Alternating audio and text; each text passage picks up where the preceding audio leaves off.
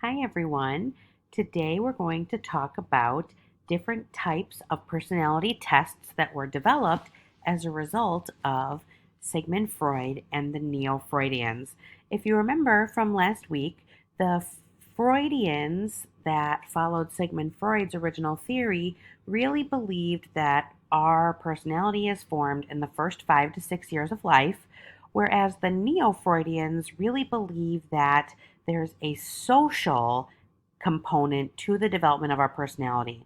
And that's where they diverged, was they agreed with the individual person's development within 5 to 6 years of those stages of Freud, but then they looked at how does our social interaction, our relationship building, and our feelings about love and acceptance impact our success in personality.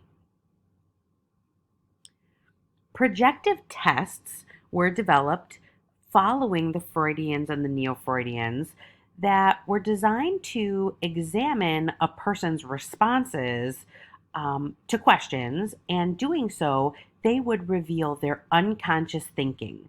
So, a person, an expert, a psychologist, a psychiatrist would deliver a test, give some kind of ambiguous or generic image or words that could elicit a lot of different responses. And then they would analyze the results of the person being tested and make conclusions about the unconscious thoughts and their inner feelings and dynamics for their personality. Objective tests are a little bit more restrictive. These are tests that are going to use more multiple choice, true, false. They're going to be a little bit more black and white in their answers. They're not going to be as ambiguous as described on the previous slide. They're going to have more specific examples to choose from, which means they're a little bit more generic. They may not be as accurate to the person, but they take out some of the bias of the actual researcher doing the conducting of the test. So, some examples of these that I'll talk about include the MMPI, which is the Minnesota Multiphasic Personality Inventory, the 16PF, and the Myers Briggs. PF is Personality Factors Test. So, we'll be talking a little bit more about those. The thematic apperception test, or the TAT, is a type of projective test. And in this test, a person is presented with a generic image, and then the person explains what feelings and thoughts and interests they see in that ambiguous image or that generic image. I'll show you some examples coming up.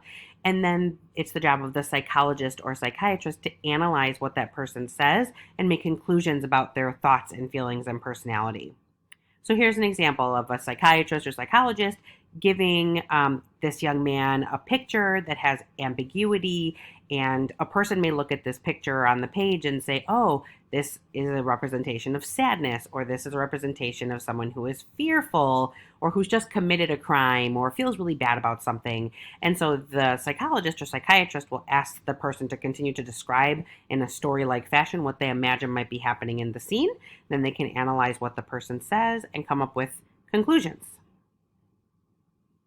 Here's another example of an ambiguous image that might be part of a thematic apperception test. And really, the psychiatrist or psychologist is supposed to be able to kind of see what's going on in your unconscious mind and what motivates a person. Another very famous thematic apperception test that can occur is the Rorschach ink blots. Ink blots are pretty familiar to people. We know that they exist, and there are 10 ink blots. Here's a couple of examples, and a person is asked to look at the ink blots and describe what they see. And people can see lots of different things in these tests, and there's 10 standard ink blots that have been used since the 1920s. Part of the problem with the Rorschach test is that these ink blots are readily available online. You can find them and see them, and so they're not completely unbiased because people will see them ahead of time.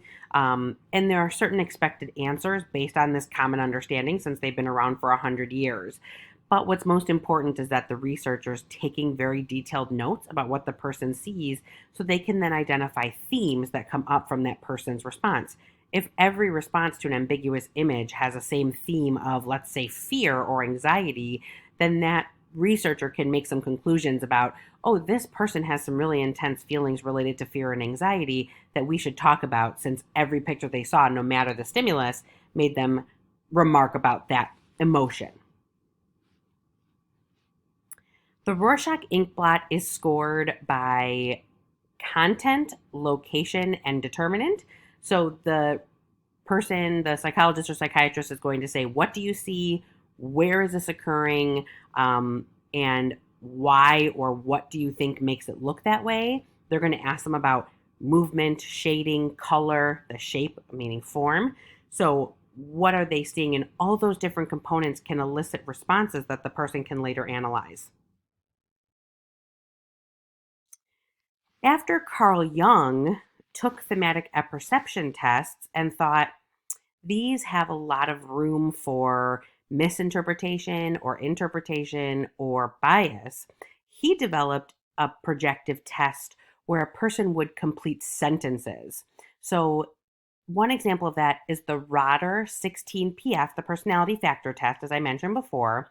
And in this one, you're completing sentence stems, and this is supposed to help a person reveal their unconscious mind without being quite as ambiguous or as generic, getting a little more specific. So imagine you're shown either an ink blot or you're asked these prompts. If only I could blank. People I know blank. And maybe you say this about me. I can always blank. I think guys blank. What makes me sad is blank. And I think girls blank. So all those things can be a little bit more specific and prompt a person. The problem is, in prompting a person, you may not get as original answers as if you were giving them a very generic image. Here's some commonly used objective tests. So remember, projective are going to be really open-ended, really ambiguous, give a lot of room for interpretation. Objective is going to be a little less biased and a little more specific in what it's doing, but it's going to be a little bit more general in its response, maybe not as specific to the person. So the first one is the MMPI-2. The reason it has a 2 is because it's the second version. It's the Minnesota Multiphasic Personality Inventory.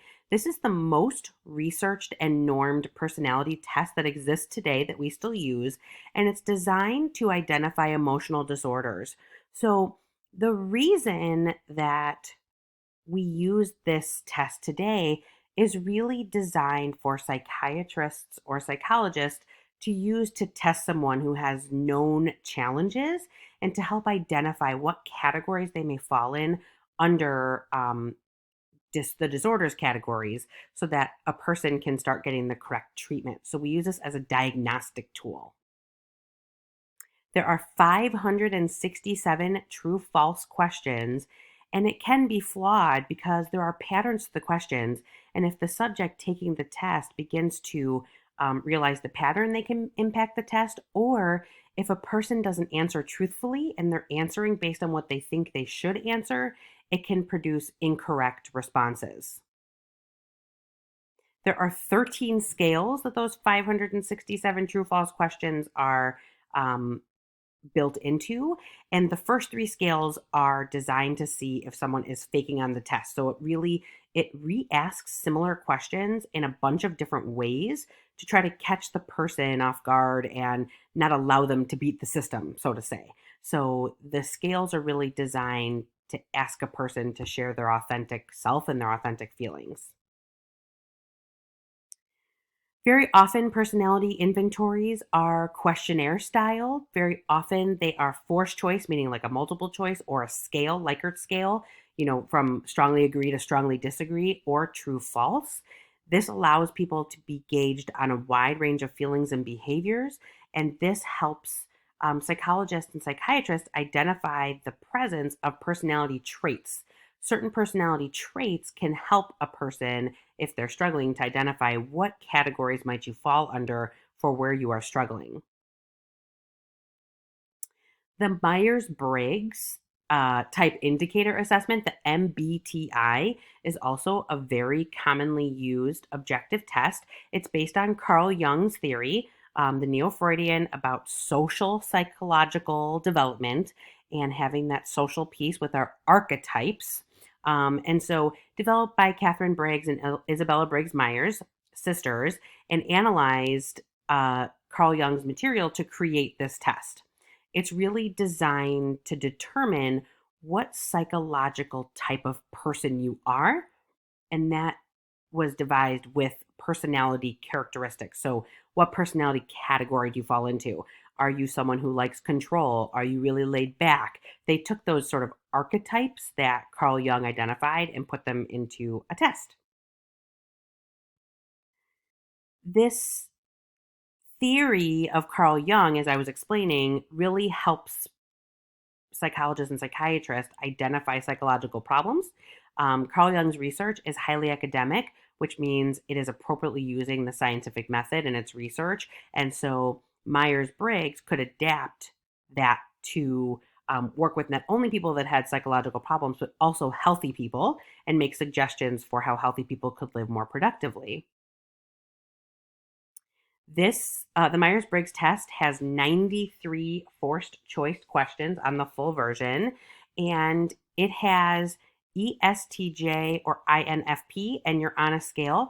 I'm not going to explain what those are quite yet because you're going to take a sample Myers Briggs test online. I don't want to explain what those are and give those away, but essentially, there are 16 possible combinations of ESTJ or INFP, and where you fall after answering some questions, you're not going to take the full 93 question test. You're going to take an abbreviated online um, lighter version on a Likert scale, and you're going to identify some of your personality traits and how well you agree with statements that are made, and it's going to tell you where you fall on these scales.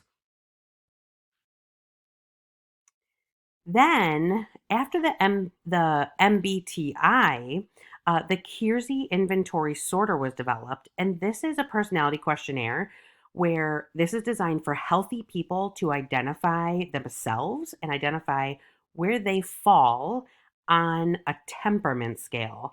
And they created this temperament scale to match the MBTI letters. And so this one is designed for healthy people. Myers Briggs is designed for either healthy people or people that have challenges. And the MBTI we know is designed for people with challenges. So there are lots of scales. If you Google personality tests, you'll be able to find a gazillion that you can take. But the idea here is that the Keirsey Inventory Sorter helps you learn more about yourself. And if you know about your strengths, the theory is that you can make better decisions for yourself in your life of what kind of career you want, what kind of spouse would be good for you, or a mate would be good for you. And in knowing more about yourself, you can live a more productive and fully functioning life. So that's all for today. And until next time, hope you're well.